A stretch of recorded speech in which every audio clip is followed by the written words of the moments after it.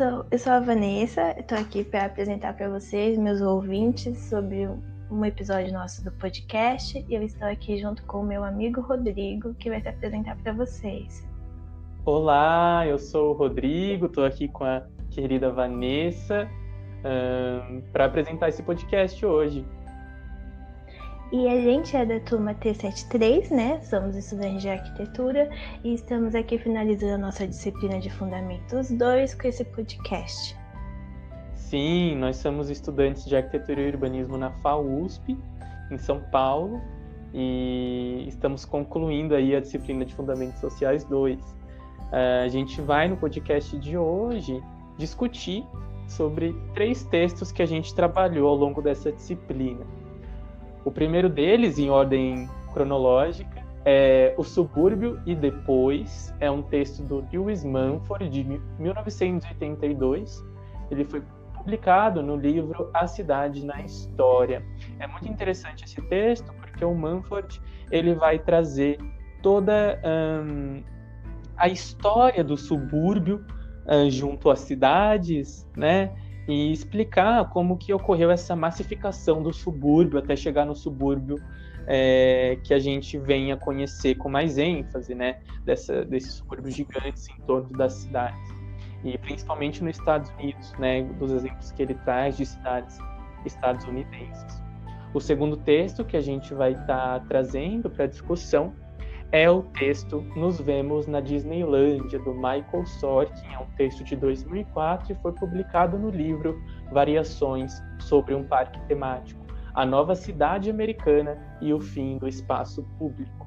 É muito interessante porque ele vai relacionar a forma que a Disney constrói os seus parques temáticos, né? E ao longo de várias cidades, né, do mundo, e vai relacionar com a própria urbanidade desses espaços e de outros espaços, entre esses outros espaços, o subúrbio, como sendo aí um precursor dos parques da Disney. É muito interessante essa ligação que ele faz, né, Vanessa? Sim, muito interessante. Já tô aqui pensando, né? Subúrbio, Disneylândia. Tô curiosa aí pra saber onde a gente vai chegar. Sim. Mas trazendo aqui mais um texto que a gente também vai estar articulando, que é O Lugar da Natureza e a Natureza do Lugar, Globalização ou Pós-Desenvolvimento, que foi produzido por Escobar em 2005 e está presente no livro A Colonialidade do Saber. Ele vai tratar aqui um pouco com a gente, né? Tô trazendo já Escobar aqui com a gente, né? Ele vai tratar um pouco sobre esse desenvolvimento, desse pós-desenvolvimento como desenvolvimento alternativo. Então vamos trazer um pouco da questão da globalização, do local e como que isso acaba se relacionando diretamente e indiretamente com a questão da Disney como uma cidade modelo e como que está presente esse lugar, como a gente atua nesse lugar, como acaba chegando o papel do ser humano nesse desenvolvimento. Então, para dar continuidade, a gente vai trazer aqui um pouco desses pontos, nos questionamentos, vai trazer reflexões para a gente aqui no debate, para os nossos ouvintes, e a gente vai construindo aqui nessa estrutura um pouco mais orgânica, não é isso? Sim, vamos lá. Estou curioso também para ver como será esse nosso debate. Sim, como a gente vai chegar na Disney, hein? Como a gente tem essa ideia de subúrbio na Disney. Qual é esse conceito que a gente tem aí atualmente? Já fica uma reflexão aqui para os nossos ouvintes. Então, dando uma iniciativa aqui, então vou tratar primeiro aqui sobre uma questão de cidade utópica, o lugar. Então, o primeiro questionamento fica, seria que as cidades é uma promessa de desenvolvimento? Como a gente conquista aí essa liberdade? Então, pensando aqui um pouco no primeiro texto, que é do subúrbio e o subúrbio depois, como o meu amigo já mencionou, a gente traz aqui um pouco dessa questão sobre o que é o subúrbio, né, naquela época. Que o texto também traz sobre essa época do romantismo, então o subúrbio é enxergado como um lugar de refúgio, né, onde só a elite tinha esse privilégio, era afortunado para isso, né. Então, ele chega nessa questão de ter um lugar para se refugiar, um local para você sair do caos da cidade, que na cidade estava em desenvolvimento desordenado, que trazia muitas questões como problemas de saúde, questões de não ter ar puros, né? Então, entre essa relação da cidade e o campo. E então, esse subúrbio ele entra muito como esse papel de refúgio, né? Então, trazendo aqui um pouco dessa citação que está no texto, que ele fala do poder de viver uma vida imaginada, mais perto da própria vida interior, do que as coisas impostas pela rotina cotidiana. Então, uma forma de fugir desse cotidiano, que é trazido no texto como o termo, né, propriamente dito, de cidades jardins, também é muito mencionado no texto da Disneylândia, que entra na questão que o meu amigo já trouxe aqui um ponto referente, que essa Disneylândia seria o subúrbio, né? Seria essa ideia de trazer um refúgio desse cenário caótico, desse crescimento desordenado que acontece, não é mesmo? Com certeza, Vanessa, eu acho esse ponto que você levantou muito interessante e muito importante, né, para a gente entender, de fato, como que os autores eles colocam essas relações e como eles constroem esses argumentos, né? Na verdade, o próprio Escobar ele vai falar um pouco disso também, né? Quando ele fala ali sobre espaço local e espaço, ou melhor, né? Lugar, local e espaço global. E em como no nosso cotidiano até o global toma cada vez mais o espaço do local.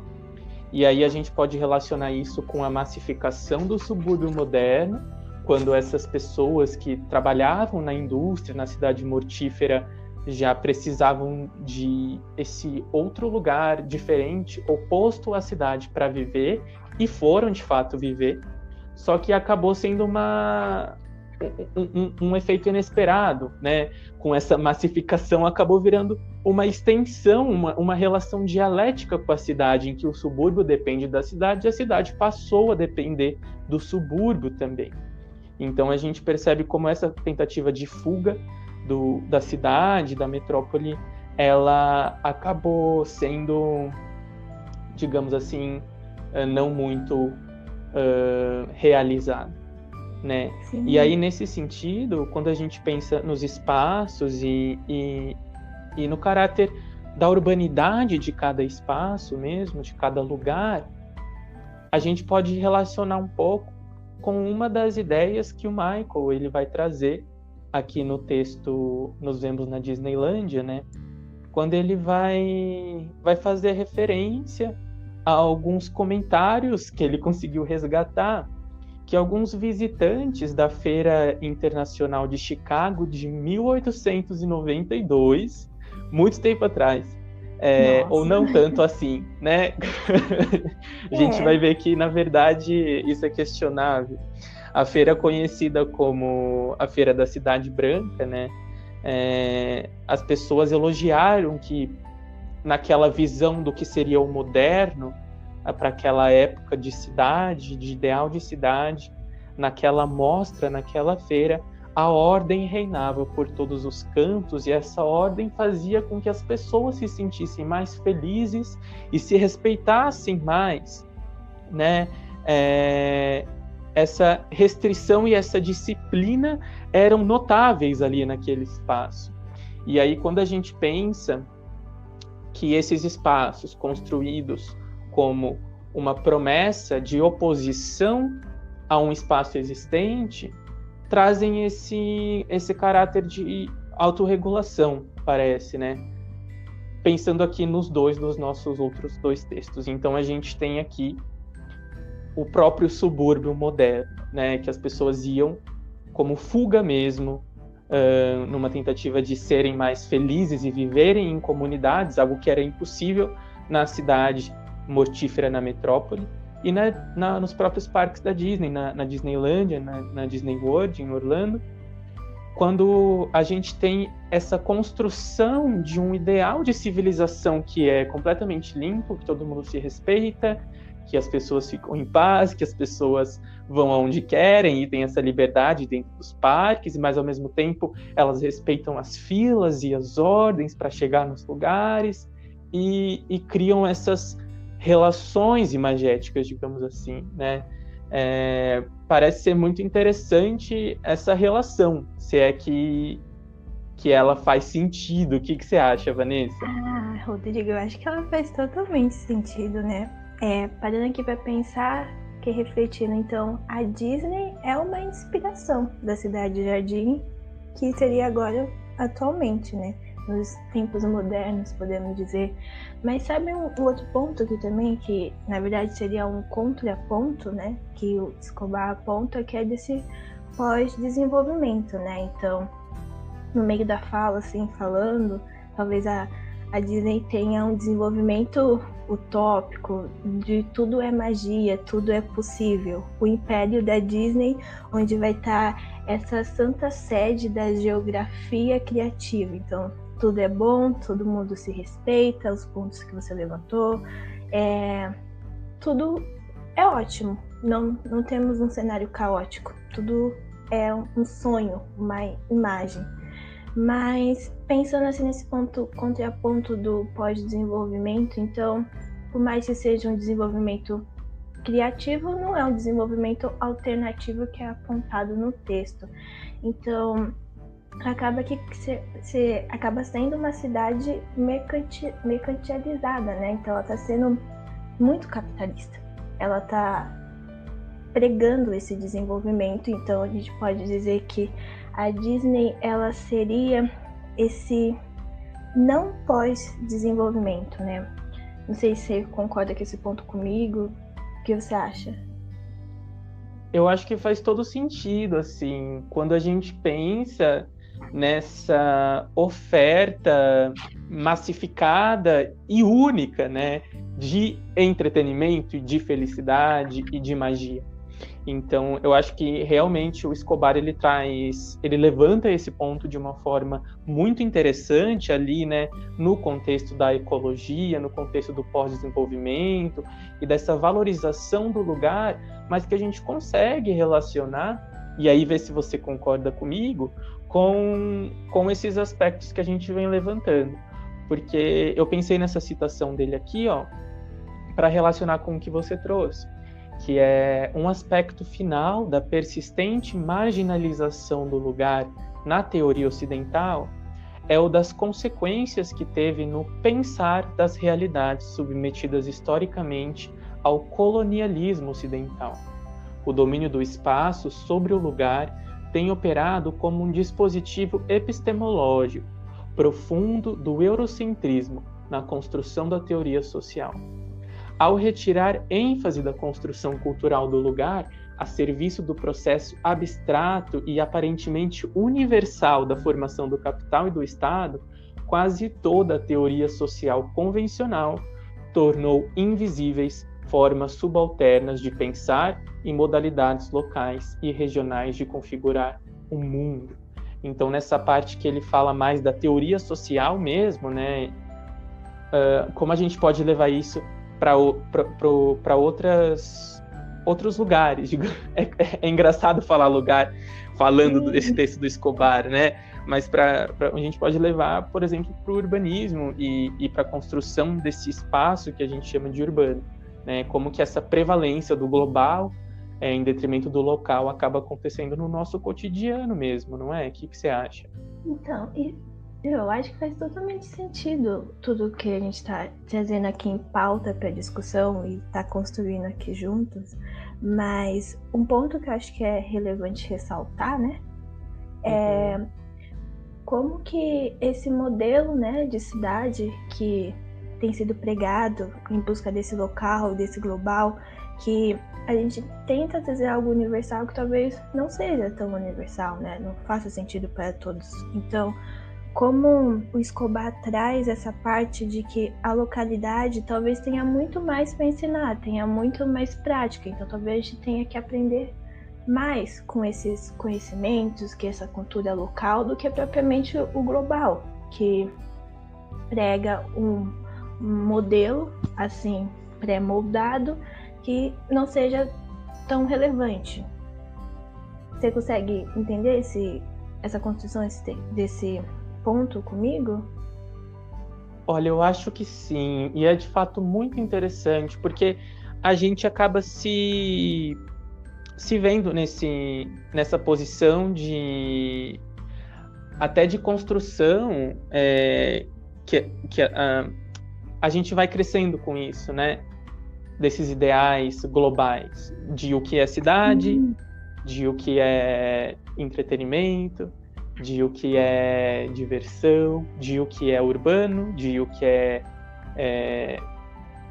digamos, favorável à vida e o que é inóspito. Então a gente acaba caindo nessas armadilhas, digamos assim, que são construídas e são heranças aí coloniais, né, como traz o Escobar. E não só heranças, mas manutenção mesmo dessa colonialidade gigante que a gente está enfrentando, né? Então, eu acho que faz todo sentido, e eu acho que os próprios subúrbios modernos, né, retomando um pouco para o Mumford, eles tinham isso, né? Quando o Howard ele coloca o conceito de cidade-jardim como essa alternativa muito possível e muito calculada para o equilíbrio entre todas digamos, as perdas da cidade e todos os ganhos do campo. E ele junta isso na cidade-jardim como esse ideal que seria aplicável aí a diversas realidades muito distintas mesmo, né? E de fato isso chega a acontecer quando a gente pensa nos arquitetos, nos urbanistas modernistas, né?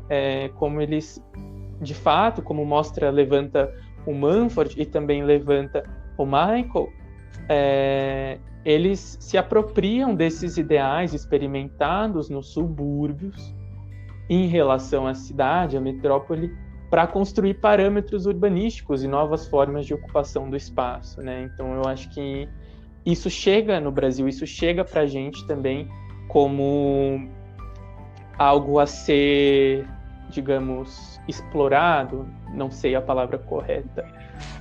E sabe, um ponto interessante que você está tentando trazer é que você trouxe claramente aqui pra gente, é esse equilíbrio, né, entre cidade e campo, porque a cidade de Jardins é justamente isso, então, não totalmente pro campo, nem totalmente pra cidade, retomando mais aquele ponto que você trouxe de uma não ser suficiente da outra, dependente da outra, então trazer esse equilíbrio, né, então acho que é essa busca que vem sendo trazida e a gente vê que está sendo que entra na parte do urbanismo, na parte desse desenvolvimento, da construção dessa cidade.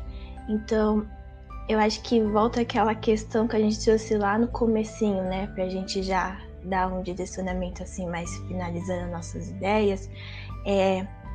A cidade, ela continua sendo uma promessa de desenvolvimento que busca também conquistar essa liberdade, né? Então, ao mesmo tempo que as pessoas se sentem presas dentro da cidade, buscam essa liberdade, a cidade, ela então continua dando caminhamentos para um desenvolvimento. Qual está sendo esse ideal desse desenvolvimento?